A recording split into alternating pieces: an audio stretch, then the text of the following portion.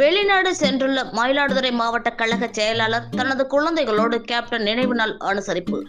Padma Bhushan doctor captain Vijayakanth அவர்களின் 1ஆம் ஆண்டு நினைவு தினத்தை முன்னிட்டு தேமுதிக நிர்வாகிகள் நினைவஞ்சலி செலுத்தி வரும் நிலையில் பணி நியமனமாக சிங்கப்பூர் சென்றுள்ள மயிலாடுதுறை மாவட்ட கழக செயலாளர் SR ஜனபதி தனது குழந்தைகளோடு கேப்டனின் திருவுருவ படத்திற்கு மாலை அணிவித்து மெழுகுவர்த்தி ஏந்தி மலர் தூவி மரியாதை செலுத்தினார்.